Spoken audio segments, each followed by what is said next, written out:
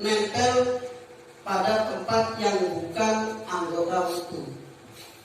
Seperti kita sebelum tayamum kok gigil, bahasa Indonesia apa gigil?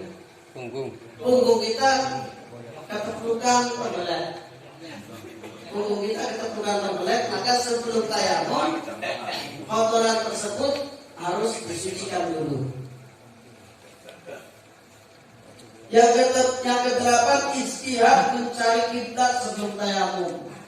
Sampai berada di padang pasir umpamanya, atau sedang di tengah-tengah hutan dan ternyata tidak menemukan air, maka wajib sholat tapi menggunakan tayamum. Nah, sebelum bertayamum harus istihad dulu, harus berusaha dulu mencari kiblatnya arahnya kemana. Yang nomor 9, ketika bertayamum harus masuk waktu. Jadi tayamum waktu zuhur ya harus masuk waktu zuhur dulu. Nggak boleh sambil bertayamum waktu zuhur, tujuannya sholat zuhur, tapi sampai melaksanakan tayamumnya jam 10. Itu nggak boleh.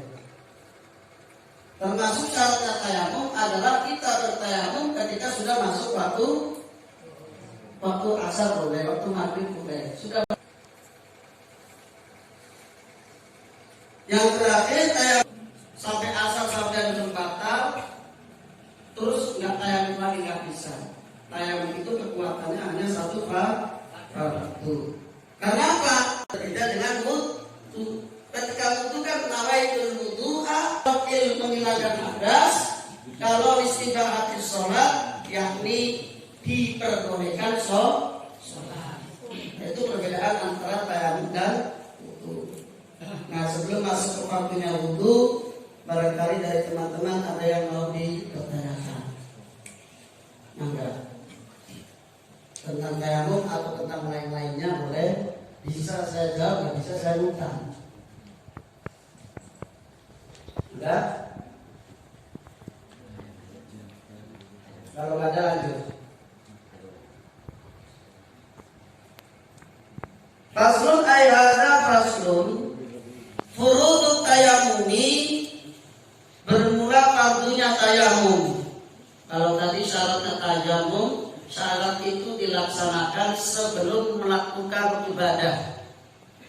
Kalau furudut kalau fardu dilakukan berada di dalam ibadah. Furudut tayamum khamsatun. Fardunya tayamum itu ada 5. Al-awwalu, yang pertama adalah naqlut turabi. Naqlut turabi itu memindahkan debu. Debu dipindahkan, yang tadinya ada di bawah dipindahkan ke muka. Yang kedua, niat saya tayamum supaya diperbolehkan sholat. Jadi ketika sampai musab, bangun debu, ya kebetulan ada debunya juga. Ini debu. Nah, terus sampai ngusap muka, sambil ngusap muka ini sampai niat saya tayamum untuk diperbolehkan sholat. Nah, boleh yang sudah sampai gunakan lagi, pindah ke tempat yang lain. Baru tangan dari ujung sini, tangan sampai diputar, loh. Ini juga sama. Putar balik. Loh. Kalau susah, ada di rata lah. Asal jangan diangkat. Karena ketika sampai tangan diangkat, terus sampai putar, maka posisi ini mustakmal. Apa mustakmal? Sudah terpakai. Jadi kalau mau lanjut itu, kalau susah, udah yang penting rata. Tapi jangan diangkat. Sama halnya dengan wudu. Sampai wudu sekali, ininya masih kering. 2 kali masih kering. 4 kali baru basah, baru dihitung 1. Karena dihitung wudu sempurna itu ketika terbasuh semua. Mulai dari ini tumbuhnya rambut sampai sini dan sampai sini.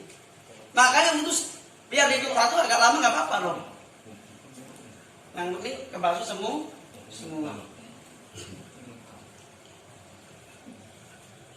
Sampai besok kalau liburan mau ke Telaga Remis, itu niat bukan? Niat. Kata Pak Ros niat, menurut yang lain? Besok kalau liburan mau jalan-jalan ke Telaga Remis, itu niat bukan? Sedangkan di sini pengertian niat itu harus berbarengan dengan pekerjaan. Berarti apa? Niat mau ke Telaga Remis ya besok. Saya lihat langsung itu bisa dikatakan niat. Nah kalau itu bukan kategori niat tapi namanya azam. Seperti tadi baca Al-Quran, fa'ida azamta fatawakkal 'ala Allah. Ketika kita bertujuan besok untuk ke Telaga Remis, maka harus berserah diri kepada Allah supaya apa besok terjadi. Dan bukan hanya terjadi, tapi selamat menuju Telaga Remis, pulang juga selamat. Itu namanya azam. Kalau azam itu sekarang bertujuan terlaksananya besok, itu namanya azam. Kalau niat berbarengan. Nah kalau wudu, niat wudu dikatakan azam, berarti cukup dari sini aja wudu giliran buat subuh nggak usah niat. Kalau sholat tidak dikatakan niat, berarti apa? Hanya tujuan sholat Sampai sholat Allahu Akbar, hatinya kosong. Karena sholat butuh niat, maka apa? Ketika sholat Allahu Akbar, di dalam hati kita harus niat. Karena apa? Karena ketika kita sholat, itu secara langsung atau tidak langsung itu adalah pertemuan antara hamba dan Tuhannya. Makanya di dalam hati harus menekatkan bahwasanya saya enak lagi berdoa dengan Allah. Karena sedang berdoa dengan Allah, maka harus wudu dulu supaya suci. Ada protokol sholatnya, bukan hanya corona aja, ada protokolnya. Atau kalau kita wudu nggak ada air, kan ditayamum. Nggak usah disiram, itu bisa.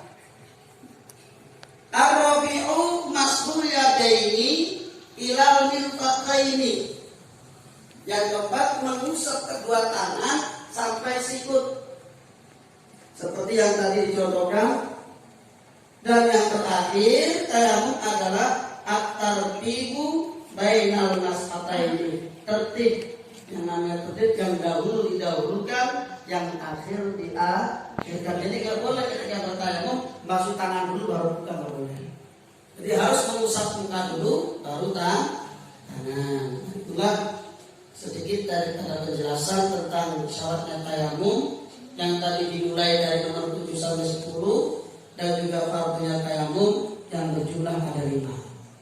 Nah, maka dari teman-teman di sini barangkali ada yang mau dipertanyakan. Ya, tadi sempat membahas tentang niat ya. Itu ada masih sedikit ada pertanyaan. Apakah niat itu harus terus secara ucapkan secara lisan atau dalam hati? Dua-duanya tuh kadarnya sama atau bagaimana? Gitu ya. Kalau kita mau amal misalnya, niatnya kita nggak tahu amal itu niatnya mau ria atau mau benar-benar ikhlas tulus. Nah itu gimana? Niat itu contoh di sholat saja ya. Contoh di sholat. Karena posisi niat adalah tempatnya di hati. Maka kalau kita sholat biasanya kan di mulut dulu. Usolli fardhu dzuhri 4 rakaat mustaqbilal qiblati fardhu lillahi ta'ala Allahu Akbar. Pas Allahu Akbar hatinya kosong, maka sholatnya tidak sah. Karena pengucapan di dalam mulut itu hukumnya sunnah. Yang wajib di dalam hati. Nah terus sedekah.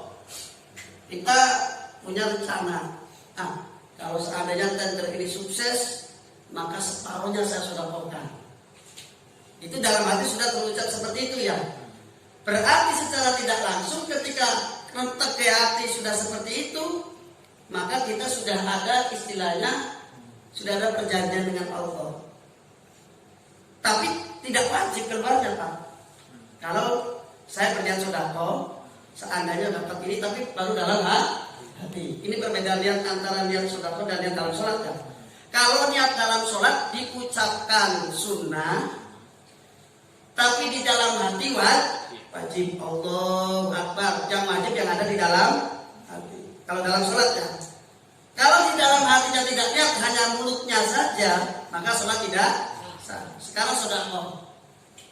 Kalau saya tendanya sukses, saya besok separuhnya bukan sedekah. Itu baru dalam hati.